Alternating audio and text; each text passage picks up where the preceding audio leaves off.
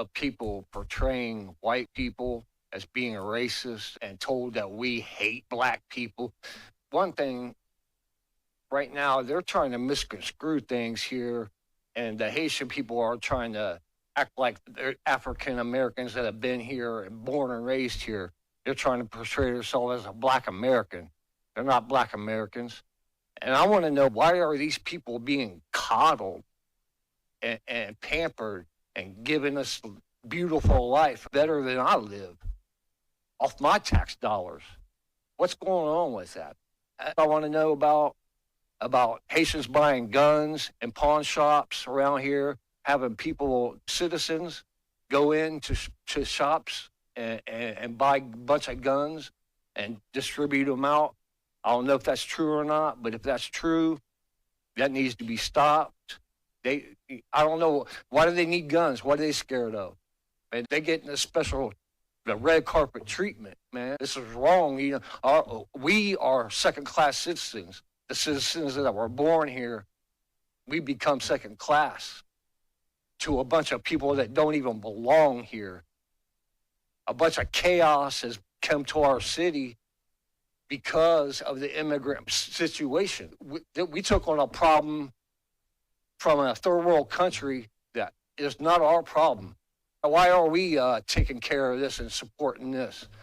Why don't these people go home and fight for their own countries they seem so proud of, instead of coming over here crying and getting a bunch of free shit? That's wrong. All the people that pay taxes. And then they want to turn around and start hating on us and calling us racist. There's something really wrong with that picture. You tell me and prove to me that black people are violent and that they're going to take over, and I can open up the New York Daily News and show you white people who are killing their daughters, their husbands, their wives, their children, killing each other off.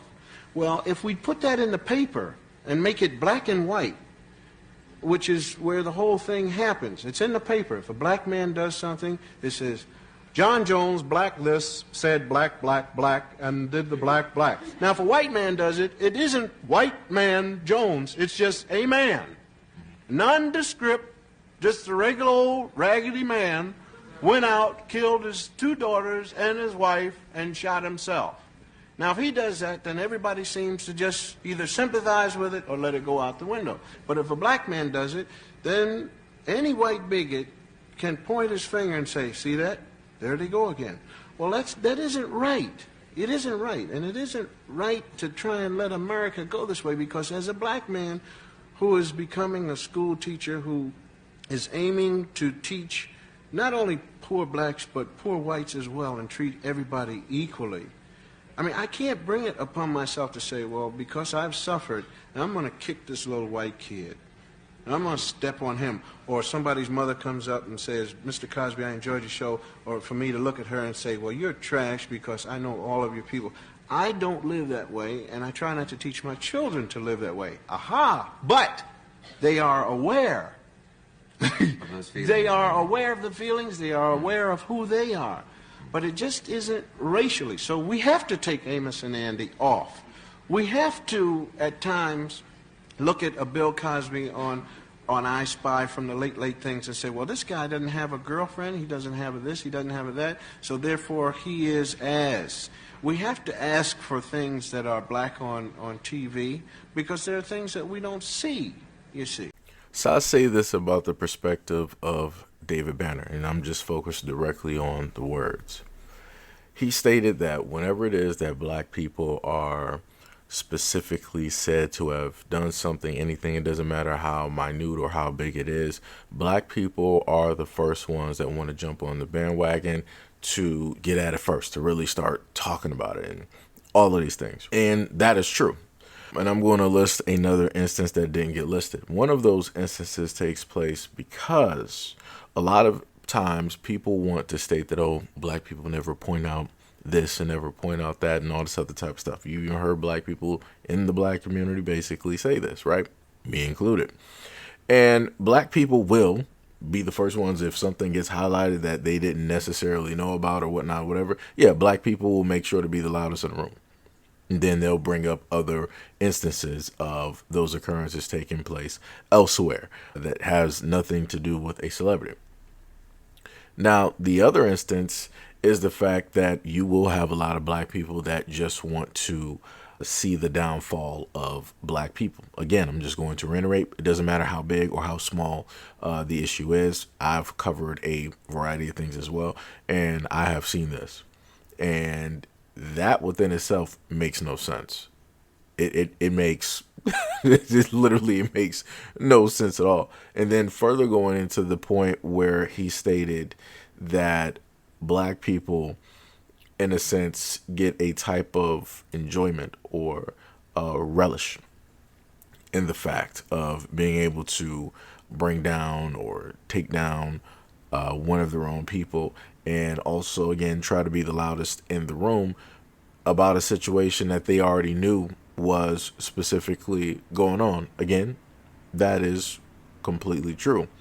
I myself have heard things about this, and this was maybe like 10, 20 years ago, hearing a variety of things about a lot of different black celebrities.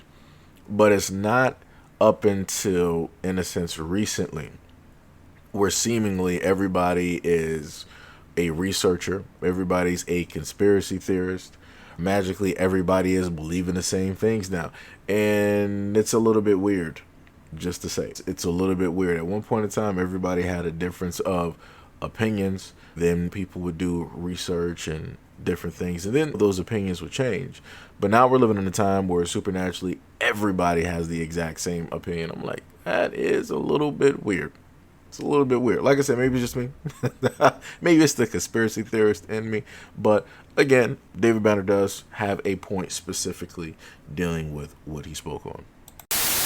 And concluded, which was the general consensus at the time among a lot of white people in the South, this is again in the 1890s, that black people were genetically inferior. And in 1896, he published a book called Race, Tendencies, and Traits of the American Negro, in which he lays out all the numbers, and then he concludes that if we simply avoided allowing black people to have any access to health care, that within 2 or 3 generations, the whole race would die out, and that would solve the race problem in America. Now, it sounds kind of crazy when I just lay it out like that right now, but this led to a whole bunch of things. By the 1920s, this was referred to as scientific racism. He was testifying about it before Congress. When Teddy Roosevelt, 1912, proposed a national health care system, people said no because black people will get it. When Franklin Roosevelt proposed a national health care system, it was the same thing. We don't want black people to get it. When Truman tried it in 47, same thing. Don't want black people to get it. Right up until 1965, Senator Stennis, the Dixiecrats in the South, was quoting Hoffman, who was by then dead, but is still very famous in this field, as saying this. We have to figure out a way to keep black people from using Medicare. This is when they were passing Medicare. And the way that they came up with was to have a 20% a gap in Medicare, so that you had to pay 20% of your doctor's bill and your hospital bill. And that would discourage poor black people from showing up at the hospitals. I mean, it was the most shocking thing I discovered, Cenk, when I was doing the research on this book, is that nearly 100% of the reason why the United States is the only country in the world that doesn't define healthcare as a right and doesn't have any sort of national healthcare system to speak of is because of racism. The craziest thing about this is that even with these facts being stated, at no point in time would black people opt to do this to another group of people. Even if we were in power, we would opt not to do it because we have an understanding of what it's like to be looked at a certain way, treated a certain way, talked about a certain way.